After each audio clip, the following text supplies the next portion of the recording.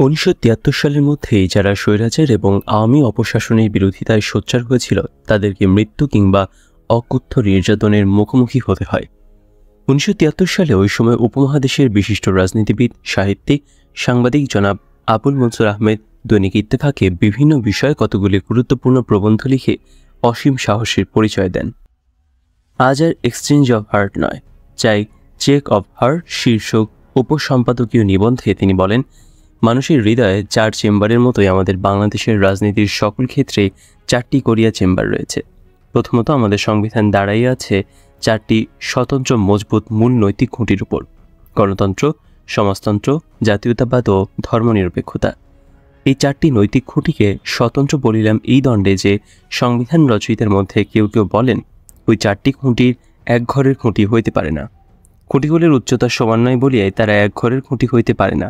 নীতি এবং পন্থা হিসেবে এই 4 বস্তুর মিল নাই, একথায় বোধ করি সমালোচকরা বলিতে চান। তার মানে হৃৎপিণ্ডের 4টি চেম্বারের মধ্যে যেমন সহযোগ দরজা অর্থাৎ কানেক্টিং ডোর আছে, তেমনি আমাদের 4 নীতির মধ্যে তেমন কোনো কানেক্টিভ বাল্ব নেই। তারপর সংবিধানের বেলাতেও আমরা প্রচলিত শাসনতান্ত্রিক কাঠামোটাকে টানিয়া বুনিয়া চারিচক্রে আনিবার চেষ্টা করিয়াছি এবং যথাসম্ভব সফলও হইয়াছি। অন্যান্য গণতান্ত্রিক রাষ্ট্রের প্রচলিত এক্সিকিউটিভ, লেজিসলেটিভ এবং জুডিশিয়ারি এই 3টি ইনস্টিটিউশনকে নির্বাহী বিভাগ, আইন বিভাগ ও বিচার বিভাগ নামে সংবিধানে গুঞ্জাইশ করিয়াছে সত্য, কিন্তু সমাজতান্ত্রিক রাষ্ট্র হিসেবে যা অত্যাবশ্যক, অথচ সংবিধানের কর্মবিভাগ বা দেশরক্ষা বিভাগে যার বিধান করা সম্ভব ছিল না, সেইরূপ একটি স্বতন্ত্র এবং স্বয়ংসম্পূর্ণ প্যারামিলিটারি বাহিনী গঠন করিয়া আমরা রাষ্ট্রকে 4টি শক্তিস্তম্ভের উপর দাঁড় করাইয়াছি। এই 4টি শক্তিস্তম্ভের সাথে পাঠকগণ 4টি মূলনীতি স্তম্ভের সাথে তালগোল পাকাইয়া ফেলিবেন না।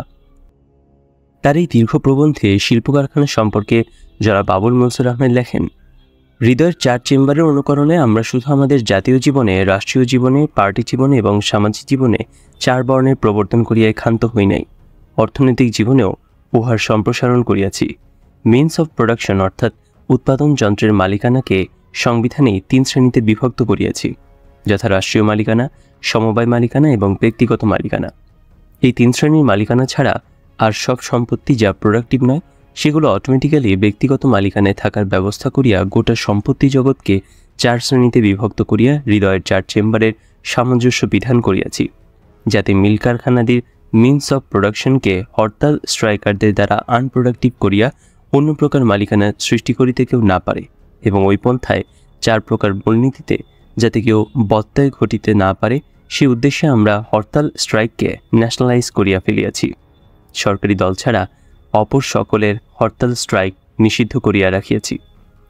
প্রশাসনের সঙ্গে জনগণের সম্পর্ক প্রশ্নে একই প্রবন্ধে জনাব আবুল মনসুর আহমেদ লেখেন, হৃদয়ের 4 চেম্বারের প্রতি আমাদের এই সামাজিক এবং সার্বজনীন আকর্ষণ দেখিয়া বিদেশি বন্ধুরা বিস্মিত হইতে পারেন, কিন্তু তাদের সেই বিষয় সেই মুহূর্তেই কাটিয়া যাইবে যখন তারা জানতে পারবেন যে জাতীয় এবং রাষ্ট্রীয় নেতার নেতৃত্ব কেবলমাত্র আমাদের হৃদয়ের উপরই নির্ভরশীল।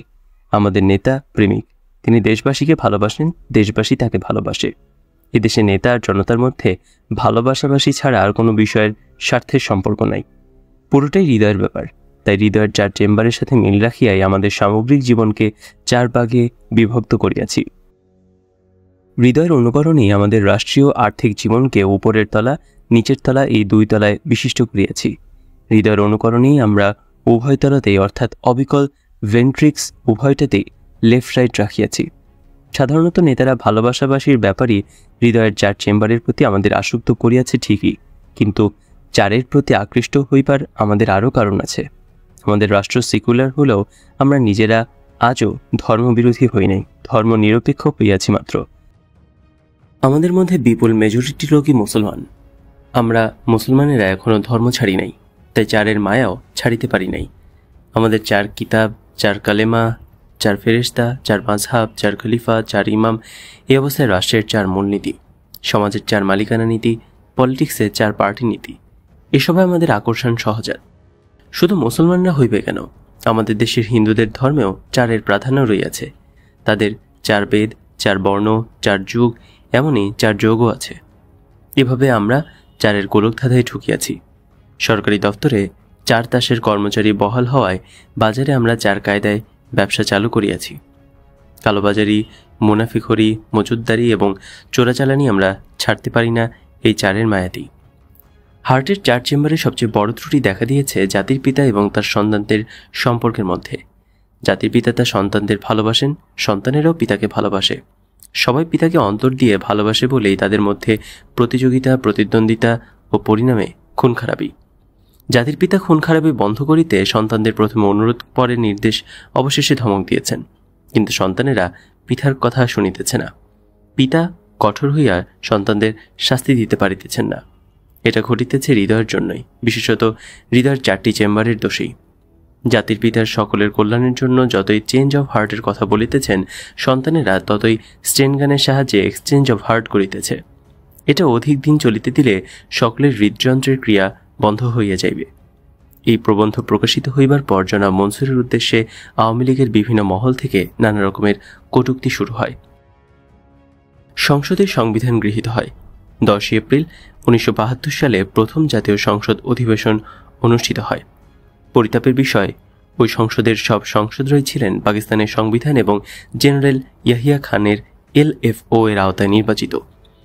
মজলুম নেতা মাওলানা ভাসানী আওয়ামী লীগের সংবিধান গঠনের ক্ষমতাকে চ্যালেঞ্জ করে বলেন, বর্তমান সংসদ গঠিত হয়েছিল 1970 সালের LFO অর্থাৎ লিগাল ফ্রেমওয়ার্কের অধীনে সংগঠিত নির্বাচনের মাধ্যমে। জেনারেল ইয়াহিয়া খানের LFO মোতাবেক নির্বাচিত জাতীয় সংসদের দায়িত্ব ছিল পাকিস্তানের সংবিধান প্রণয়ন করা। আওয়ামী লীগ দল হিসেবে 6 দফার ভিত্তিতে জনগণের কাছ থেকে ভোট গ্রহণ করেছিল।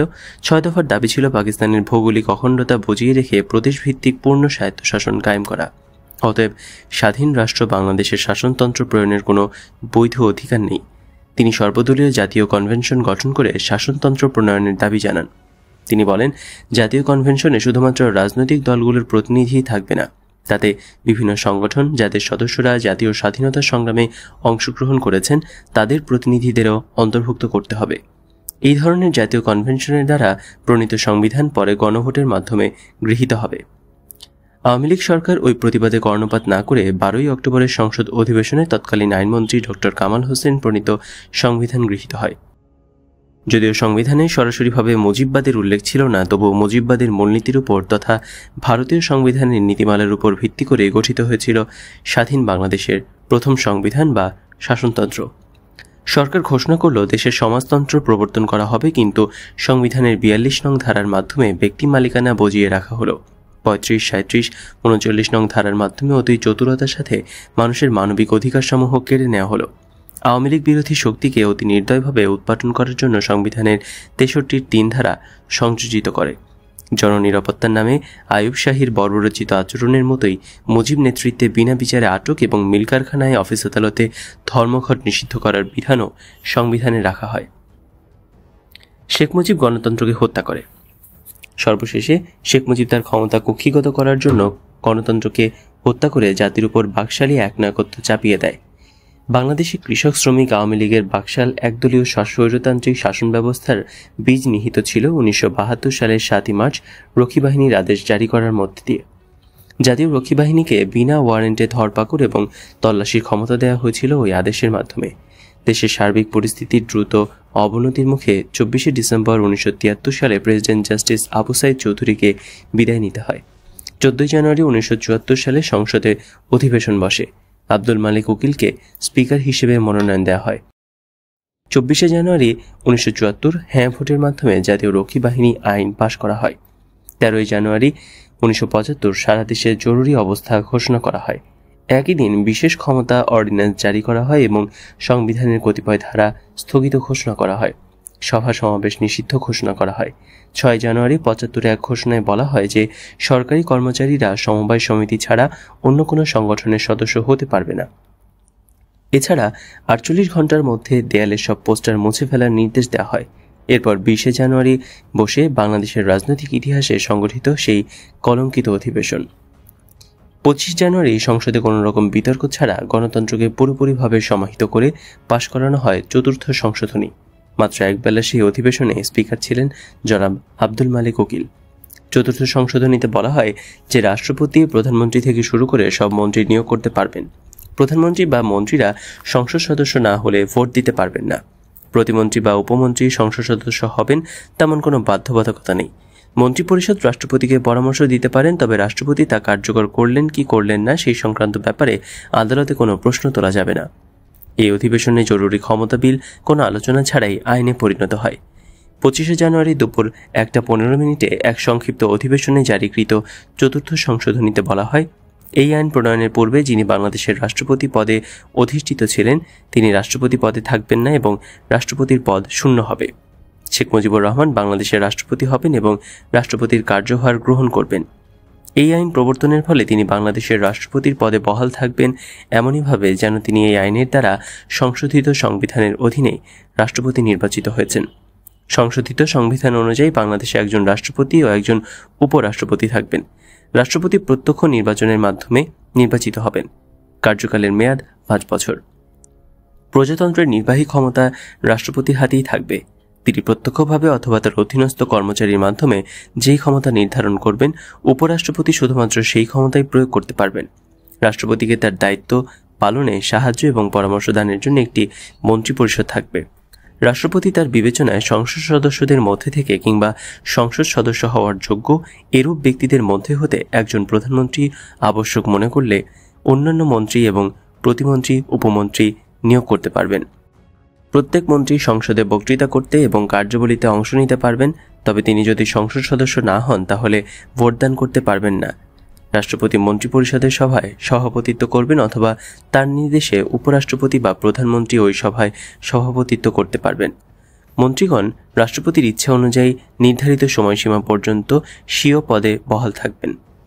সংশোধিত সংবিধানে রাষ্ট্রপতিকে দেশে শুধু একটিমাত্র রাজনৈতিক দল গঠন করার ক্ষমতা দেওয়া হয়েছে, যা জাতীয় দল নামে অভিহিত হবে।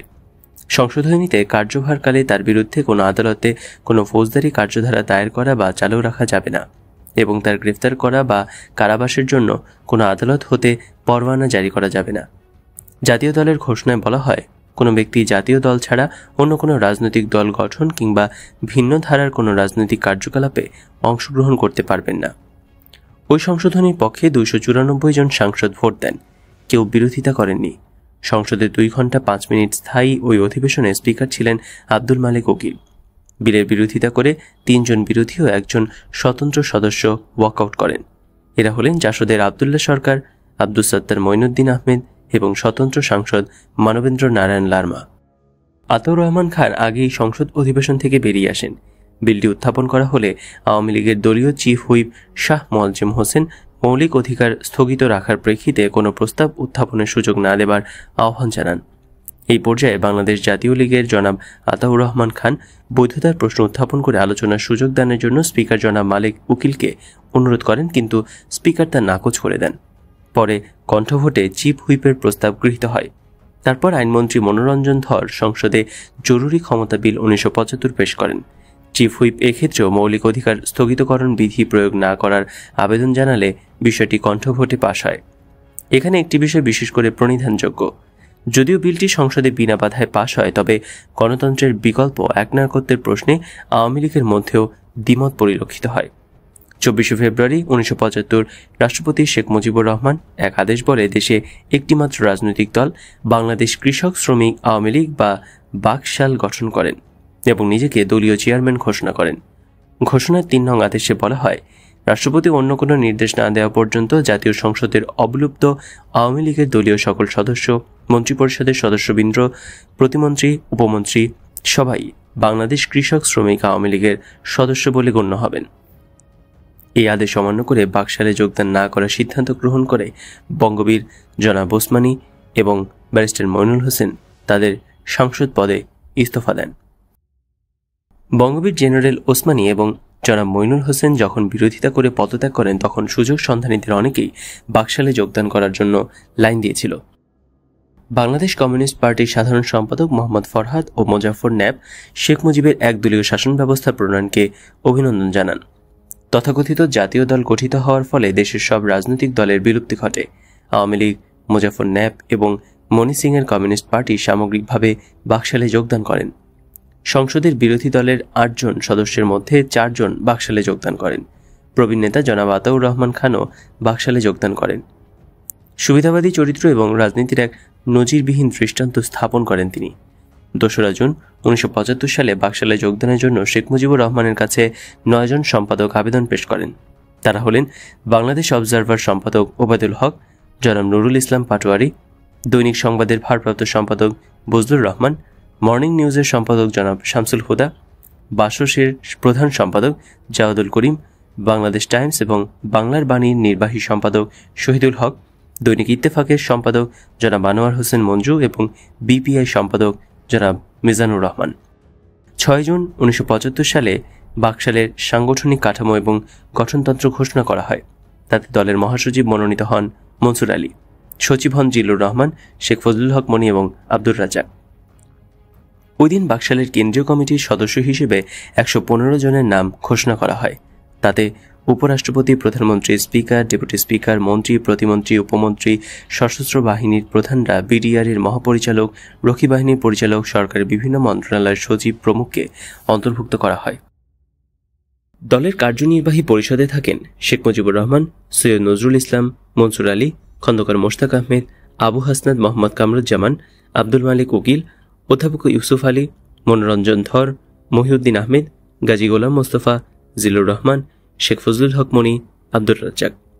কেন্দ্রীয় কমিটিতে থাকেন শেখ মুজিবুর রহমান, সৈয়দ নজরুল ইসলাম, মনসুর আলী, আব্দুল মালিক উকিল, খন্দকার মোশতাক আহমেদ, কামরুজ্জামান, মাহমুদুল্লাহ, আব্দুস সামাদ আজাদ, ইউসুফ আলী, ফণীভূষণ মজুমদার, ডক্টর কামাল হোসেন, সোহরাব হোসেন, আব্দুল মান্নান, আব্দুর রব সেরনিয়াবাদ, মনোরঞ্জন ধর, আব্দুল মতিন, আসাদুজ্জামান, কোরবান আলী, ডক্টর আজিজুর রহমান মল্লিক, ডক্টর মোজাফফর আহমদ চৌধুরী, তোফায়েল আহমেদ, শাহ মোয়াজ্জেম হোসেন, আব্দুল মোমেন তালুকদার, দেওয়ান ফরিদ গাজী, অধ্যাপক নুরুল ইসলাম চৌধুরী, তাহির উদ্দিন ঠাকুর, মুসলিম উদ্দিন খান, মোহাম্মদ নুরুল ইসলাম মঞ্জুর, A K M. Obaidur Rahman, doctor Kshitish Chandra Mondal, Riazuddin Ahmed, M Baitullah, Ruhul Quddus সচিব, Zillur Rahman, Mohiuddin Ahmad MP, Sheikh Fazlul Haq Moni, Abdur Razzaq, Sheikh Shahidul Islam, Anwar Chowdhury, Sajeda Chowdhury, Taslima Abed, Abdur Rahim, Abdul Awal, Lutfur Rahman, A K. Mujibur Rahman, doctor Mofiz Chowdhury,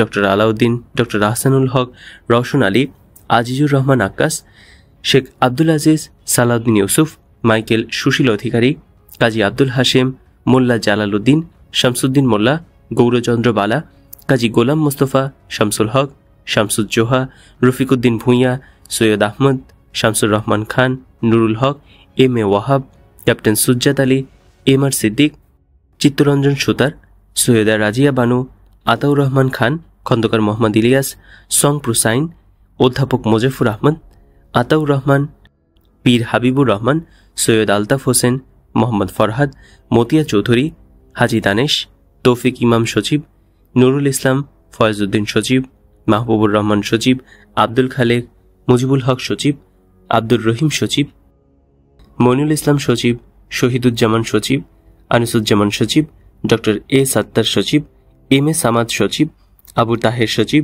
আল হোসাইনি সচিব, ডক্টর তাজুল হোসেন সচিব, Motiur Rahman TCB chairman, major general K M. Shafiullah, air vice marshal A K. Khandakar, commodore M H. Khan, major general Khalilur Rahman, A K. Naziruddin, doctor Abdul Matin Chowdhury, doctor Mazharul Islam, doctor Inamul Haq, A T M. Syed Hossain, Nurul Islam IG police, doctor Nilima Ibrahim, doctor Nurul Islam PG হাসপাতাল, ওবায়দুল হক সম্পাদক Observer, Anwar Hossain Manju Ittefaq, Mizanur Rahman BPI, Monowarul Islam, brigadier A M M. Nuruzzaman রক্ষী বাহিনীর প্রধান, কামরুজ্জামান শিক্ষক সমিতি, doctor Mazhar আল কাদরি। একই ঘোষণায় বাকশালের 5টি অঙ্গ সংগঠনও গঠন করা হয়। সেগুলো হচ্ছে জাতীয় কৃষক লীগ, জাতীয় শ্রমিক লীগ, জাতীয় মহিলা লীগ, জাতীয় যুবলীগ ও জাতীয় ছাত্রলীগ। এগুলো সাধারণ সম্পাদক মনোনীত হন যথাক্রমে ফণীভূষণ মজুমদার, অধ্যাপক ইউসুফ আলী, সাজিদা চৌধুরী, তোফায়েল আহমেদ ও শেখ শহীদুল ইসলাম। এই সমস্ত সংগঠনের কেন্দ্রীয় কমিটিগুলোতে মুজাফর ন্যাপ ও মনি সিংয়ের কমিউনিস্ট পার্টির নেতাদের গ্রহণ করা হয়। বাকশালের এই সূত্র ধরে 16 জুন সংবাদপত্র বাতিল অধ্যাদেশ জারি করা হয়। তার বলে পার্টি নিয়ন্ত্রণাধীন শুধুমাত্র 4টি দৈনিক ও কয়েকটি সাপ্তাহিক পত্রিকা বাদে সকল পত্রপত্রিকা বন্ধ করে দেওয়া হয়। গণতন্ত্রের হত্যাযজ্ঞ শেষে দেশ জুড়ে চলে তাণ্ডব উৎসব। রুদ্ধশ্বাস মানুষের জীবনের নিরাপত্তা হারিয়ে জন্মভূমিতে বন্দী হয়ে পড়েন স্বৈর শাসনের নিষ্পেষণে। শেখ মুজিব কর্তৃক বাকশাল কায়েম হবার পর রক্ষী বাহিনীর অত্যাচার সব সীমা ছাড়িয়ে যায়। জনতার সাথে রক্ষী বাহিনীর সংঘর্ষ বাধে বিভিন্ন স্থানে। শহরবাসীরা ওইসব হামলার বিচার বিভাগীয় তদন্ত দাবি করেন। 8 জুন মাইজদিতে জনতার সাথে রক্ষী বাহিনীর সংঘর্ষ ঘটে। 9 জুন ওই হামলা এবং রক্ষী বাহিনীর নির্যাতনের প্রতিবাদে হরতাল পালিত হয়। এর পেছনে কোনো রাজনৈতিক উস্কানি ছিল না। ওই দিনই স্বরাষ্ট্রমন্ত্রীর ঘটনার তদন্ত করার জন্য মাইজদি যেতে বাধ্য হন। তারপর 10 জুন 1973 স্বরাষ্ট্রমন্ত্রী আব্দুল মালিক উকিল ঘোষণা করেন মাইজদির ঘটনার জন্য দোষী ব্যক্তিদের বিরুদ্ধে কঠোর ব্যবস্থা নেওয়া হবে। কি ব্যবস্থা নেওয়া হয়েছিল সেই খবর কোথাও ছাপা হয়নি। আজ অবধি জানতে পারেননি এদেশের নির্যাতিত জনগণ সেখানে কি ঘটেছিল। 10 জুন বাইতুল মোকাররমে অনুষ্ঠিত কমিউনিস্ট পার্টির এক সভায় দলীয় প্রধান জনাব মনি সিং উচ্চকণ্ঠে বলেন, মার্কিন সাম্রাজ্যবাদ, মাওবাদী চীনের নেতৃত্ব এবং তাদের দেশীয় সহযোগী ভাসানী ন্যাপ, উগ্রপন্থী জাসদ, মুসলিম লীগ ও জামাতপন্থীরা বাংলাদেশের স্বাধীনতার বিরুদ্ধে চক্রান্ত করছে। এরপর 1973 সালের 19 জুন ঢাকার প্রশাসন কর্তৃপক্ষ এক ঘোষণায় নির্দেশ জারি করেন, শহরে বিনা অনুমতিতে মাইক ব্যবহার করা যাবে না। মাইক ব্যবহারের উপর এই নিষেধাজ্ঞা ছিল সুস্পষ্টভাবে বিরোধী দলের জনসভার উপর। মোজাফফর ন্যাপ বা সিপিবি এর কোনো প্রতিবাদ করেনি, বরং 24 জুন মোজাফফর ন্যাপের সভায় অধ্যাপক মোজাফফর আহমেদ বলেন, তার দল বাস্তব অবস্থাতে নিজেদের দায়িত্ব এড়িয়ে সস্তা জনপ্রিয়তা অর্জনের রাজনীতিতে বিশ্বাস করে না। ওই জনসভাতেও তিনি মজলুম জননেতা মাওলানা ভাসানীকে সাম্রাজ্যবাদের চর বলে অভিহিত করেন। ইতোমধ্যে মজুতদারি, চোরাচালানি, দুর্নীতিতে ছেয়ে যায় দেশ। রক্ষী বাহিনীর হামলা ও হত্যা বাড়তে থাকে। 1973 সালের 27 জুন পরিকল্পনা কমিশনের হিসাব অনুসারে দেখা গেল যে 72 সালের তুলনায় দ্রব্যমূল্য 400 গুণ বেড়েছে। এই সময় 29 জুন চট্টগ্রামে ঘটে যায় এক চমকপ্রদ ঘটনা। চট্টগ্রামের ইস্টার্ন রিফাইনারির বাসের উপর রক্ষী বাহিনীর গুলিবর্ষণে নিহত হয় একজন কর্মচারী, গুরুতর আহত হয় 2 জন শ্রমিক। ইস্টার্ন রিফাইনারির একটি বাস কর্মচারীদের রিফাইনারিতে নিয়ে যাবার পথে রক্ষী বাহিনীর একটি ট্রাককে ওভারটেক করে। এই কারণে রক্ষী বাহিনীর ক্রুদ্ধ সদস্যরা একটি রেল ক্রসিংয়ের মুখে ওই গাড়ি ঘেরাও করে এলো পাতারি গুলিবর্ষণ করে। এমনই সামান্য ছোঁতোতে রক্ষী বাহিনী নির্বিচারে হত্যা করতে থাকে স্বাধীন এদেশের সাধারণ মানুষকে। এই সময় দৈনিক বাংলার সহকারী সম্পাদক নির্মল সেন অনিকেত মার্চের নির্বাচনের কদিন পরে লিখেছিলেন, আমি স্বাভাবিক মৃত্যুর গ্যারান্টি চাই শীর্ষক একটি উপসম্পাদকীয় নিবন্ধ। লেখায় তিনি 1 সপ্তাহের একটি ঠিকুজি তুলে ধরেন 13টি হত্যাকাণ্ডে। এই সম্পর্কে তিনি লিখেছিলেন যে এই খবর সব খবর নয়, সব খবর সংবাদপত্রে পৌঁছে না, সব খবর পৌঁছে না থানায়, দূর দূরান্ত থেকে কে দেয় কার খবর, আর দিতে গেলে জীবনের যে ঝুঁকি আছে সেই ঝুঁকি নিতেই বা কতজন রাজি। এই নির্বিচার হত্যাকাণ্ডের প্রতিবাদ করে নির্মল সেন জানতে চেয়েছিলেন 1972 সাল হতে আজ পর্যন্ত অনুষ্ঠিত কয়টি হত্যাকাণ্ডের কিনারা হয়েছে, কয়জন হত্যাকারী গ্রেফতার হয়েছে, কয়টি গাড়ি হাইজ্যাক হয়েছে, সেই হাইজ্যাকার কারা, কি তাদের পরিচয়, কি তাদের ঠিকানা, কারা গ্রেফতার হয়েছে। পুলিশ বাহিনীর পক্ষ থেকে প্রায় অভিযোগ করা হয় যে অভিযুক্তদের ধরা হলে ফোনের জন্য তাদের মুক্তি দিতে হয়। এই অভিযোগ কতটুকু সত্য, এই ফোন কারা করে থাকেন? তিনি বলেন, খুঁজে দেখতে হবে এই হত্যাকারীরা কাদের প্রশ্রয়ে বেড়ে উঠছে, নইলে দিনের পর দিন হত্যা রাহাজানির খবর বের হয়, অথচ একটি অপরাধীরও শাস্তি হয় না। এই ঘটনার পুনরাবৃত্তি ঘটছে কি করে? এ প্রশ্ন শুধু নির্মল সেনেরই ছিল না, এ প্রশ্ন ছিল দেশের জনগণেরও। আওয়ামী লীগ সরকার এই প্রশ্নের কোনো জবাব দিতে পারেনি। চট্টগ্রামের রিফাইনারি কর্মচারীদের উপর গুলিবর্ষণের অকারণ হত্যার জন্য রক্ষী বাহিনীর কেউ সাজা পায়নি। উপরন্তু 1973 সালের 27 জুলাই প্রেসিডেন্টের অগণতান্ত্রিক 50 নং ধারা অনুযায়ী রক্ষী বাহিনীকে তুলে দেওয়া হল নতুন ক্ষমতা। তাতে জাতীয় রক্ষী বাহিনীর ডেপুটি লিডার এবং তার উপরস্থ সকল অফিসারকে গ্রেপ্তারি পরোয়ানা ছাড়া অপরাধ করেছে সন্দেহে যে কোনো ব্যক্তিকে গ্রেপ্তার ও তল্লাশির ক্ষমতা দেওয়া হয়। জাতীয় সমাজতান্ত্রিক দল 21 অক্টোবর অভিযোগ করে যে রক্ষী বাহিনী তাদের রাজবাড়ী জেলা শাখার সম্পাদককে গ্রেপ্তার করে পিটিয়ে অজ্ঞান করে রেখেছে। 24 অক্টোবর তারা অভিযোগ করে যে বাগমারার জাসদ নেতাকে রক্ষী বাহিনী খুন করেছে। একই অভিযোগ করে আওয়ামী লীগের নেতৃত্বে গঠিত ঐক্য জোটের মোজাফফর ন্যাপ। 16 অক্টোবর পাবনার ছাত্র ইউনিয়ন নেতাকে রক্ষী বাহিনীর গ্রেপ্তারের তীব্র নিন্দা করে জেলা ন্যাপ কমিটি একটি বিবৃতি দেন। 2 নভেম্বর মোজাফফর ন্যাপের সম্পাদক পঙ্কজ ভট্টাচার্য অভিযোগ করেন যে তার কর্মীদের উপর রক্ষী বাহিনীর হামলা, হত্যা, নির্যাতন চলছে। তিনি বলেন, 1 নভেম্বর সুনামগঞ্জ মহকুমার ন্যাপ প্রধান বঙ্কু দাসকে রক্ষী বাহিনী নির্মমভাবে হত্যা করেছে। পীরগাছার ন্যাপ কর্মীদের নির্বিচারে মারধর করা হয়েছে। 30 অক্টোবর নাটোরে ন্যাব কর্মীকে রক্ষী বাহিনী অপসারণ করেছে। সেই সঙ্গে পঙ্কজ ভট্টাচার্য অনুনয় করেন যে এদের উপর হামলা হলে সমাজতন্ত্রের শত্রুদের শক্তি বৃদ্ধি পাবে। 73 সালের 25 অক্টোবর তৎকালীন স্বরাষ্ট্রমন্ত্রী জনাব মালেক উকিল জানান, গ্রামরক্ষী দল গঠনের নির্দেশ দেওয়া হয়েছে। প্রত্যেক সদস্যকে একটি করে শটগান দেওয়া হবে। কাজের মেয়াদ শেষ হলে এসব অস্ত্র থানায় জমা দেওয়া হবে।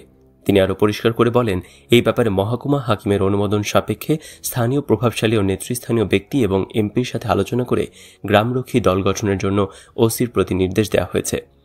এরপর 29 নভেম্বর সরকারের অস্ত্র সংক্রান্ত এক ঘোষণায় বলা হয়, রাষ্ট্রপতি, প্রধানমন্ত্রী, সুপ্রিম কোর্টের প্রধান বিচারপতি, প্রধান নির্বাচন কমিশনার, মন্ত্রীগণ, প্রতিমন্ত্রী, উপমন্ত্রী এবং সংসদ সদস্যরা লাইসেন্স ছাড়াই অস্ত্র নিজেদের কাছে রাখতে পারবেন। এর বৈধতার প্রশ্ন ছাড়াও এই সিদ্ধান্ত থেকে একটি বিষয় অত্যন্ত পরিষ্কার হয়ে ওঠে যে দেশের আইন শৃঙ্খলা পরিস্থিতির কতটা অবনতি ঘটেছিল। 73 সালের প্রারম্ভ থেকে গ্রামে গ্রামে চলে রক্ষী বাহিনীর বর্বর, নিষ্ঠুর ও পৈশাচিক অভিযান। মুজিব আমলের স্বৈরাচার ও বিরোধী নির্যাতনের একটি দলিল আত্মগোপনকারী কমিউনিস্ট নেতা শান্তি সেনের স্ত্রী শ্রীমতী অরুণা সেনের বিবৃতি। অরুণা সেন, রানী সিংহ ও হনুফা বেগমকে ফরিদপুর জেলার মাদারীপুর মহকুমার রামভদ্রপুর গ্রাম থেকে রক্ষী বাহিনী ধরে নিয়ে যায়, কিন্তু সরকার তাদের বিরুদ্ধে কোনো মামলা দায়ের করেনি, তাদেরকে কোনো আদালতেও হাজির করেনি। ঢাকার বিভিন্ন পত্রপত্রিকায় এই নিয়ে অনেক লেখালেখি হয় এবং পরে সুপ্রিম কোর্টে তাদের পক্ষে রিট আবেদন করার পর কোর্টের নির্দেশে তাদেরকে আদালতে হাজির করা হয়। মামলা শুনানির সময় সরকার তাদের বিরুদ্ধে কোনো প্রমাণযোগ্য অভিযোগ আনতে সক্ষম হওয়ায় সুপ্রিম কোর্টে অবিলম্বে তাদের 3 জনকেই বিনা শর্তে মুক্তিদানের নির্দেশ দেন। অরুণা সেন এবং অন্যান্যদের পক্ষে এই মামলা পরিচালনা করেছিলেন ব্যারিস্টার মওদুদ আহমেদ এবং ব্যারিস্টার জমির উদ্দিন সরকার। মুক্তি পাবার পর আওয়ামী লীগ সরকারের অন্যায় নির্যাতনের স্বরূপ প্রকাশের জন্য শ্রীমতী অরুণা সেনের সংবাদপত্রে একটি বিবৃতি দেন। তিনি বলেন, গত 17 আশ্বিন রক্ষী বাহিনীর লোকেরা আমাদের গ্রামের উপর হামলা করে। ওই দিন ছিল দুর্গাপূজার দ্বিতীয় দিন। খুব ভোরে আমাকে গ্রেপ্তার করে আমাকে গ্রামের অনেক যুবক ধরে বেধম মারপিট করে।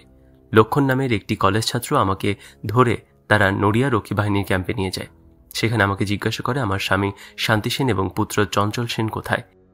বলে তারা রাষ্ট্রদ্রোহী, তাদের ধরিয়ে দিন। আরও জিজ্ঞাসাবাদের পর সন্ধ্যার দিকে তারা আমাকে ছেড়ে দেয়।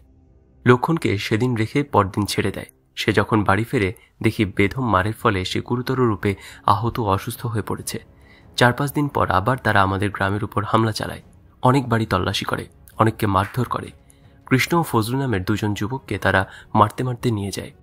আজও তারা বাড়ি ফিরেনি। তাদের আত্মীয়রা ক্যাম্পে গিয়ে তাদের খোঁজ করলে বলে দেওয়া হয় তারা সেখানে নেই, তাদেরকে খুন করে গুম করে ফেলা হয়েছে বলেই মনে হয়। এরপর মাঝে মাঝেই তারা গ্রামে এসে যুবক ছেলেদের খোঁজ করত। গত 3রা ফেব্রুয়ারি 1974 রাতে রক্ষী বাহিনী এসে সম্পূর্ণ গ্রামটিকে ঘিরে ফেলে। ভোরে আমাকে ধরে নদীর ধারে নিয়ে গেল। সেখানে দেখলাম গ্রামের উপস্থিত প্রায় অধিকাংশ সক্ষমদেহী পুরুষ, এমনকি বালকদের পর্যন্ত এনে হাজির করা হয়েছে। আওয়ামী লীগের থানা সম্পাদক হোসেন খাঁ সবকিছুর তদারকি করছে। আমার সামনে রক্ষী বাহিনী উপস্থিত সকলকে বেদম মারপিট শুরু করলে। শুনলাম এদের ধরতে গিয়ে বাড়ির মেয়ে ছেলেদেরকেও এরা মারধর করে এবং অনেক ক্ষেত্রে অশালীন আচরণ করেছে। এরপর আমাকে রক্ষী বাহিনীর কমান্ডার হুকুম করল পানিতে নেমে দাঁড়াতে। সেখানে নাকি আমাকে গুলি করা হবে। আমি নিজেই পানির দিকে নেমে গেলাম। ওরা রাইফেল উঁচিয়ে তাক করল গুলি করবে বলে, কিন্তু পরস্পর কী সব বলাবলি করে রাইফেল নামিয়ে নিল। আমি কাদা পানিতেই দাঁড়িয়ে থাকলাম। কমান্ডার গ্রেফতার করা সবাইকে হিন্দু মুসলমান 2 কাতারে ভাগ করে দাঁড় করালো। মুসলমানদের উদ্দেশ্যে বক্তৃতা দিয়ে বলল, মালাউনরা আমাদের দুশ্মন, তাদের ক্ষমা করা হবে না। তোমরা মুসলমানরা মালাউনদের সাথে থেকো না, তোমাদের এবারের মতো মাফ করে দেওয়া হলো। এই বলে কলিমুদ্দিন ও মোস্তফা নামের 2 জন মুসলমান যুবককে রেখে বাকি সবাইকে এক একটা বেতের বাড়ি দিয়ে বলল, ছুটে পালাও। তারা ছুটে পালিয়ে গেল। আমার পাকবাহিনীর কথা মনে পড়ল। তারাও বিক্ষুব্ধ জনতাকে বিভক্ত করতে এমনইভাবে সাম্প্রদায়িকতার আশ্রয় নিয়েছিল। পার্থক্য শুধু তারা ধর্মের নামে সাম্প্রদায়িকতার আশ্রয় নিত, আর এই ধর্মনিরপেক্ষতার ধ্বজাধারীরা ভণ্ডামির আশ্রয় নিচ্ছে। আমাকে ছেড়ে দিয়ে ওরা কলিমুদ্দিন এবং মোস্তফা সহ 20 জন হিন্দু যুবককে নিয়ে রক্ষী বাহিনীর ক্যাম্পের দিকে রওনা হলো। 3 জন ছাড়া এরা সবাই পেশায় জেলে। মাছ ধরে কোনো রকমে তারা জীবিকা নির্বাহ করে। তাদের আত্মীয় স্বজনরা সবাই আকুল হয়ে কান্নাকাটি করতে থাকলো। সে এক হৃদয় বিদারক দৃশ্য। সন্ধ্যার সময় কলিমুদ্দিন, মোস্তফা, গোবিন্দনাগ এবং হরিপদ ঘোষ ছাড়া বাকি সবাই গ্রামে ফিরে এলো। আমি গেলাম তাদের দেখতে। দেখলাম তারা সবাই চলতে অক্ষম, হাত পায়ের গিরাতে রক্ত জমে আছে। তাদের কাছে শুনলাম সারাদিন দফায় দফায় তাদের চাবুক মেরেছে, গলা ও পায়ের সঙ্গে দড়ি বেঁধে পানিতে বারবার ছুঁড়ে ফেলে দিয়েছে। পিঠের নিচে এবং বুকের উপরে পা দিয়ে দুই দিক থেকে দুজন লোক তাদের উপর উঠে দাঁড়িয়েছে, মই দিয়ে ডলেছে। এদের অনেককেই আত্মীয়রা বয়ে এনেছে। এদের অবস্থা দেখে মনটা খুব খারাপ হয়ে গেল। ভাবলাম, যারা দিনরাত্রি পরিশ্রম করেও একবেলা পেট পুরে খেতে পায় না, অনাহার দুঃখ দারিদ্র্যের জ্বালায় আজ অর্থমৃত, তাদের মরার উপর খাড়ার খাড় অবসান কবে হবে? যে শাসকরা মানুষের সামান্য প্রয়োজন ভাত কাপড়ের ব্যবস্থা করতে পারছে না, চুরি ডাকাতি রাহাজানি শোষণ নির্যাতন যারা বন্ধ করতে পারছে না, তারা কোন অধিকারে আজ নিঃস্ব মানুষের উপর চালাচ্ছে এই বর্বর নির্যাতন? অবশেষে চরম নির্যাতন আমার উপরও নেমে এলো। 6 ফেব্রুয়ারি রাতে ভোর না হতেই রক্ষী বাহিনী ঘুম থেকে আমাকে তুলল। আমাকে বাড়ির বাইরে নিয়ে এলে দেখলাম রানীও রয়েছে। আমাদের নিয়ে তারা 2 মাইল দূরের ভেদরগঞ্জ রক্ষী বাহিনীর ক্যাম্পের দিকে রওনা হলো। রাস্তায় তারা রানীর প্রতি নানা রকমের অশ্লীল উক্তি করছিল। ক্যাম্পে পৌঁছে দেখলাম সেখানে করিমউদ্দিন, মোস্তফা, গোবিন্দনাগ এবং হরিপদ রয়েছে। বুঝতে পারলাম তাদের উপর চরম দৈহিক নির্যাতন হয়েছে। বিশেষ করে করিমউদ্দিন এবং মোস্তফাকে বেশি অসুস্থ দেখলাম। কলিমউদ্দিন ও মোস্তফা 2 ভাই। এদের সংসারে আর কোনো সক্ষম ব্যক্তি নেই। অপরের জমিতে চাষ করে ওরা কোনো রকমে জীবিকা নির্বাহ করে। এরা বিবাহিত ও ছোট ছোট ছেলেমেয়ের জনক।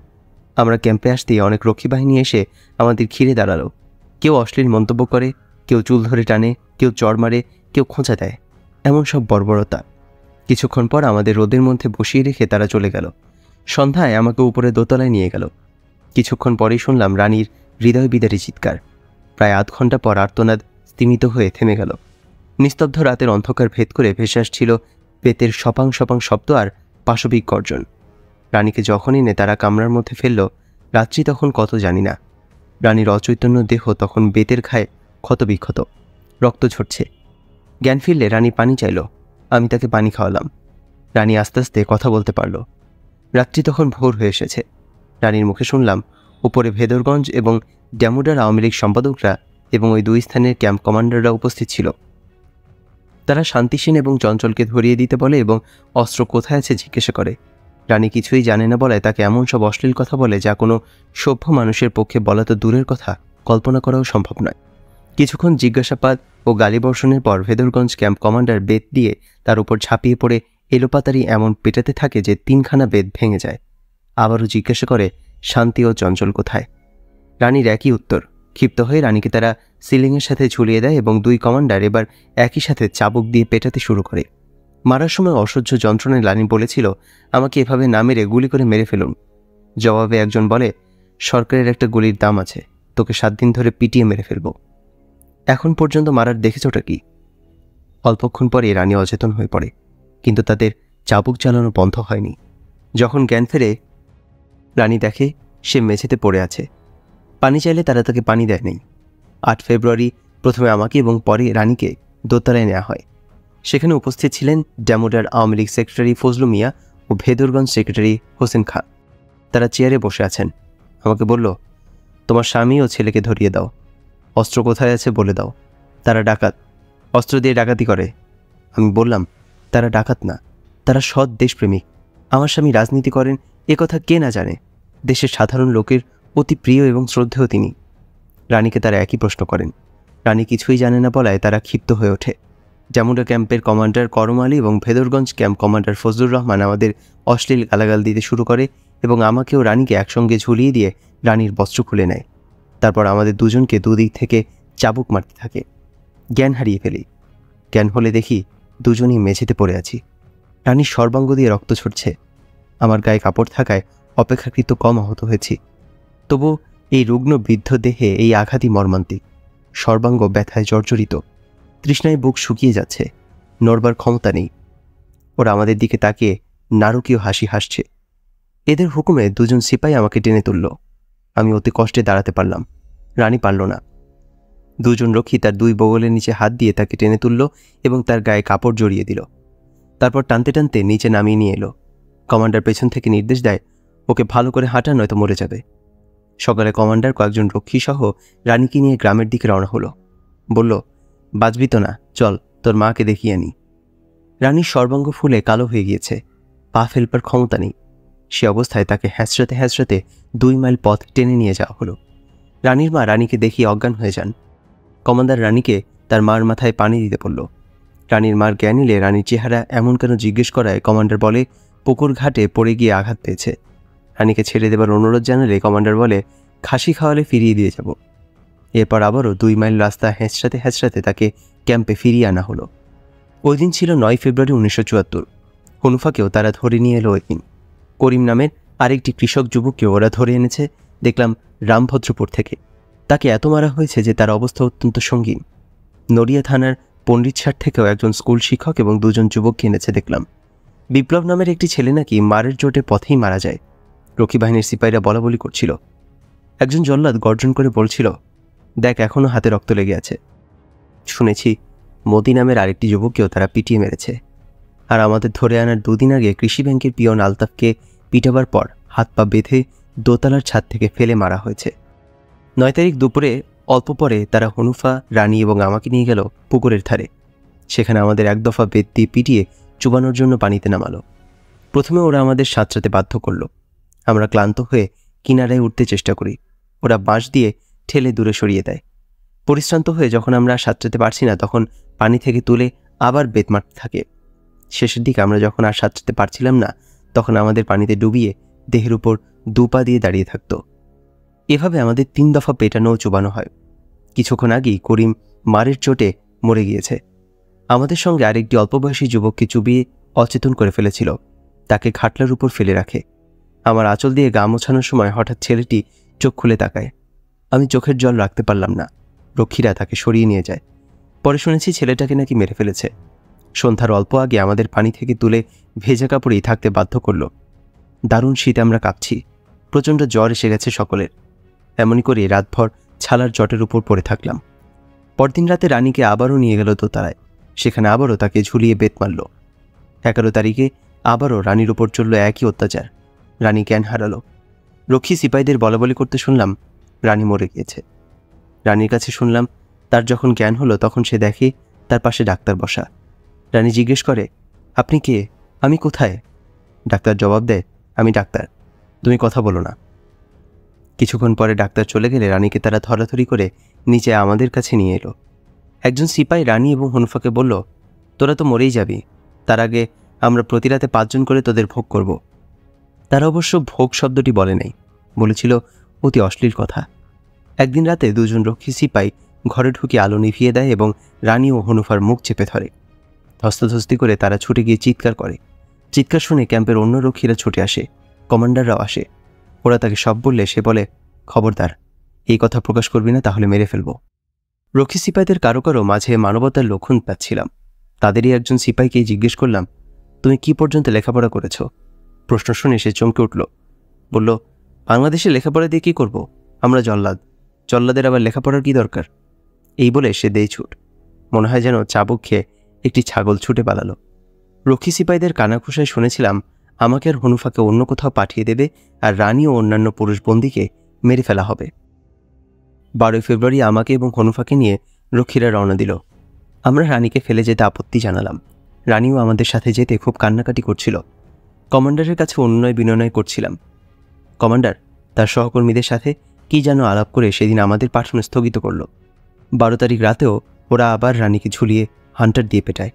13 তারিখে তারা রানীকে মারে না, কিন্তু নির্যাতনের নতুন কৌশল নেয়। দম বন্ধ করে রাখে, জোর করে চেপে ধরে রাখে নাক মুখ চোখ। এমনই করে জ্ঞান হারালে ওরা তাকে ছেড়ে দেয়। 19 ফেব্রুয়ারি গভীর রাতে ওরা আমাদের 3 জনকে নিয়ে রওনা দিল প্রায় 4 মাইল দূরে ড্যামুডা রক্ষী বাহিনীর ক্যাম্পের দিকে। কলিমুদ্দিন, মোস্তফা, গোবিন্দ ও হরিপদ থেকে গেল। রক্ষীরা বলাবলি করছিল তাদের মেরে ফেলা হবে। আমরা কিছু দূর এলে ক্যাম্পের দিক থেকে 4 বার গুলির আওয়াজ পেলাম। ভাবলাম ওদের বুঝি মেরেই ফেলল। মনটা খুব খারাপ হয়ে গেল। আমাদের শরীরের অবস্থা এমন ছিল যে হাঁটতে খুব কষ্ট হচ্ছিল। তবু আমরা বাধ্য হচ্ছিলাম হাঁটতে। বোধহয় আমাদের অন্যত্র পাঠিয়ে দিচ্ছে, বোধহয় বেঁচে যাব, এই চিন্তায় আমাদের হাঁটতে শক্তি জোগাচ্ছিল। অনেক রাতে ড্যামুডা রক্ষী বাহিনীর ক্যাম্পে পৌঁছালাম। সেখানে কিছুক্ষণ রেখে স্পিড বোটে করে আমাদের নিয়ে যাওয়া হলো। সর্বক্ষণ আমাদের কম্বল চাপা দিয়ে মুর্দার মতো ঢেকে রাখা হলো। বেদনা জর্জরিত ক্ষতবিক্ষত শরীর, তার উপর কম্বল চাপা থাকায় শ্বাসরুদ্ধ হওয়ার উপক্রম, যেন জ্যান্ত কবর। সমস্ত দিন আমাদের ওভাবেই রাখল, খেতে দিল না। শেষ রাতে আবারও কম্বল চাপা দিয়ে জিপে করে ঢাকার দিকে রওনা দিল। আবারও সেই সুদীর্ঘ পথ, জ্যান্ত কবরের যন্ত্রণা। ঢাকায় আমাদের প্রথমে রক্ষী বাহিনীর ডাইরেক্টরের কাছে নিয়ে গেল। সে আমাদের খুব ধমকালো। সেখান থেকে নিয়ে গেল তেজগাঁ থানায়, তারপর লালবাগ থানায়। রাতে সেখানেই থাকলাম। পরদিন পাঠালো সেন্ট্রাল জেলে। সেখানে 5 দিন রাখার পর আমাদের নিয়ে এলো তেজগাঁ গোয়েন্দা বিভাগের অফিসে। জেলে আমাদের তৃতীয় শ্রেণীর কয়েদিদের মতো রাখা হতো। দিনরাত সেলেবন্দি, একই আহার্য দেওয়া হতো। সেখানে রাজনৈতিক অভিযোগে আরও বন্দিনী আছেন। তার মধ্যে 17 মার্চে গ্রেফতারকৃত জাসদ নেত্রী মমতাজ বেগম আছেন। অস্ত্র আইনে সাজাপ্রাপ্ত পারভিন, আরও একজন আছেন, নাম রুমা। সবাইকে তৃতীয় শ্রেণীর কয়েদির উপরে রাখা হয়েছে। সাধারণ কয়েদিদের মতো খাটানো হচ্ছে। এর উপর জমাদারনীরা, অর্থাৎ মেয়ে সিপাহী জমাদাররা, তাদের নিজেদের জামা কাপড় সেলাই, কাঁথা সেলাই, কাপড় চোপড় ধোয়ানো সব কিছুই মেয়ে কয়েদিদের দিয়ে করিয়ে নিচ্ছে। রাজনৈতিক বন্দীরাও রেহাই পাচ্ছে না। এমনই হাজার হাজার করুণ কাহিনী সৃষ্টি হয়েছে আওয়ামী লীগের শাসনামলে বাংলাদেশে, যার সবগুলো গুমড়ে মরেছে নির্বিচারে, প্রকাশিত হতে পারেনি। রক্ষী বাহিনীর বর্বরতার আর একটি চিত্র তুলে ধরা যায়। ঘটনাটি ঘটেছিল পাবনার বাজিতপুরে কুরাটিয়া গ্রামের কৃষক আব্দুল আলীর ছেলে রশিদকে খুন করার কাহিনী। আব্দুল আলীর সাক্ষাৎকারটা ছিল নিম্নরূপ: আমার সামনে আমার ছেলেকে গুলি করে হত্যা করল। আমার হাতের কুঠার দিয়ে বলল, মাথা কেটে দে, ফুটবল খেলব। আমি কিতে পারি? আমি যে বাপ। কিন্তু অকথ্য নির্যাতন কতক্ষণ আর সহ্য করা যায়? অত্যাচার সহ্য করতে না পেরে শেষ পর্যন্ত নিজের হাতে ছেলের মাথা কেটে দিয়েছি। রশিদ নাকি রাজনীতি করতো, আমি জানতাম না। একদিন মাতু আর শাহজাহান এসে ধরে নিয়ে গেল। আওয়ামী লীগ অফিসে সারা রাত ওরা ওকে বেদম মারল। সকালে বলল 1000 টাকা দিলে ছেড়ে দেবে। রশিদ স্বীকার করে এলো 1000 টাকা দেবার। আমার কাছে টাকা চাইল, কিন্তু আমি দিন আনি দিন খাই, মজুর মানুষ। হঠাৎ 3 দিনের মধ্যে 1000 টাকা কোত্থেকে দেব? বললাম, তুই বরং পালিয়ে সিলেট চলে যা। রশিদ সিলেট চলে গেল, কিন্তু 10-12 দিন পর ফিরে এসে বলল, বাবা, মন মানে না তোমাদের ফেলে থাকতে। সিলেট থেকে ফেরার পর খুব কঠিন অসুখে ধরা পড়ল, টাইফয়েড। অসুখ সারার পর একদিন তার মাকে বলল, মা, আজ ভাত খাবো। তার মা শৈল মাছ দিয়ে তরকারি রানল। এমন সময় আওয়ামী লীগের পান্ডারা রক্ষী বাহিনী সহ বাড়ি ঘেরাও করল। অসুস্থ মানুষ কোনো রকমে বাড়ি থেকে বের হয়ে মাঠের দিকে দৌড় দিল। বাবা আমার জানতো না সেখানেও ঘাপটি মেরে বসে আছে আজরাইল। পাষণ্ডরা দৌড়ে এসে ধরল তাকে। রশিদ সিরাজের পা ধরে বলল, সিরাজ ভাই, বিমারি মানুষ, আমায় ছেড়ে দেন। ছাড়ল না। তারপর বাপ বেটা দুজনকে বেঁধে মার শুরু করলো। কত হাতে পায়ে ধরলাম। এরপর মাতু গুলি করল রশিদকে। ঢলে পড়ল রশিদ। আমি নির্বাক তাকিয়ে রইলাম। মরার পর একজন বলল, চল ওর কল্লাটা নিয়ে যাই, ফুটবল খেলব। মাতু বলল, হ্যাঁ তাই নেব, তবে ওর কল্লা আমরা কাটব না, তার বাবা কেটে দেবে। বলেই আমার হাতে কুঠার দিয়ে বলল কেটে দিতে। আমার মুখে রা নেই। বলে কি পাষণ্ডগুলো? চুপ করে আছি দেখে বেদম পেটাতে শুরু করলো। বুড়ো মানুষ, কতক্ষণ আর সহ্য হয়? সিরাজ এসে বুকে বন্দুক ঠেকিয়ে বলল, এক্ষুনি কাট, নইলে তোকেও গুলি করব। ইতিমধ্যে 1.5 ঘন্টার মতো সময় পার হয়ে গেছে। বুঝতে পারলাম না কাটলে ওরা সত্যি আমাকেও মেরে ফেলবে কিনা। শেষে কুঠার দিয়ে কেটে দিলাম মাথা। নিয়ে সউল্লাসে চলে গেল তারা। আল্লাহ কি সহ্য করবে?